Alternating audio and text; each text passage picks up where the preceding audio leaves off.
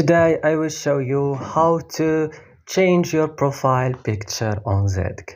Just watch and follow this video till the end. Open Zedge like this.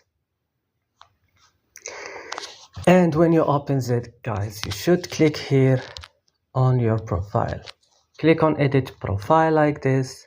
And you see here public profile image. Click on it and choose how you want to change it.